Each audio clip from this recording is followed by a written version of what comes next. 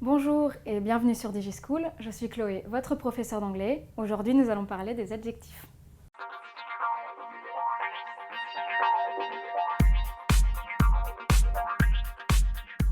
Donc, tout d'abord, les adjectifs servent à décrire un nom, à lui apporter des modifications, des précisions.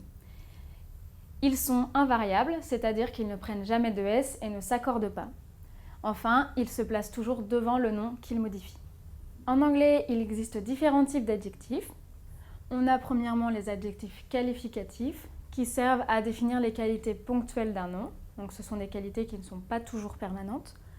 Et pour les reconnaître, on peut voir qu'ils sont modulables par un adverbe. Donc on peut ajouter encore une précision par-dessus. Par exemple, on peut dire « Her hair is black ».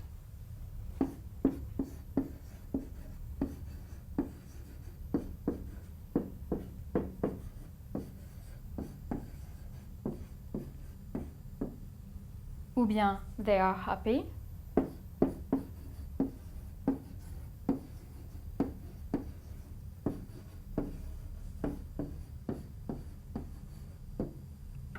Donc ici, on voit que l'adjectif black définit hair et happy, they.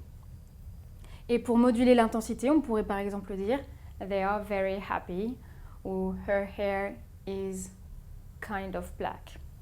Il existe aussi les adjectifs classifiants. Donc eux sont utilisés pour définir les qualités permanentes d'un nom et ils ne peuvent pas se modifier avec un adverbe. On peut par exemple dire she is unique.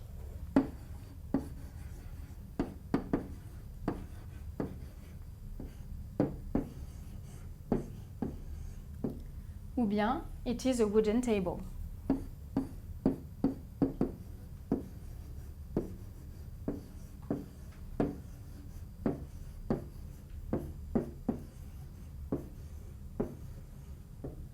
Pour le deuxième exemple, on peut donc le traduire par « c'est une table en bois ».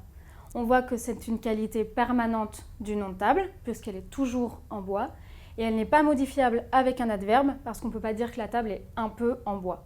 L'emploi des adjectifs, il y en a plusieurs. On peut avoir les adjectifs attributifs, qui sont placés directement devant le nom qu'ils modifient. En français, c'est l'équivalent des adjectifs épithètes. On peut donc par exemple dire a big house.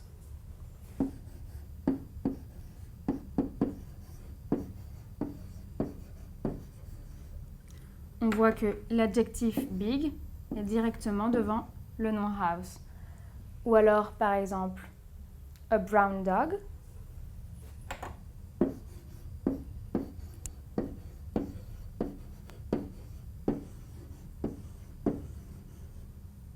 On voit que l'adjectif brown est directement devant le nom dog.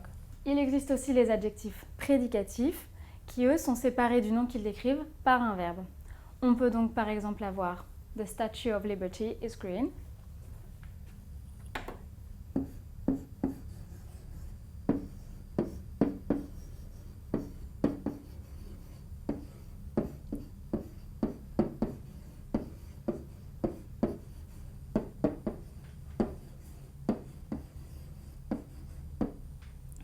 Donc ici, on a bien l'adjectif green qui définit Statue of Liberty et ici, on a le verbe qui le sépare.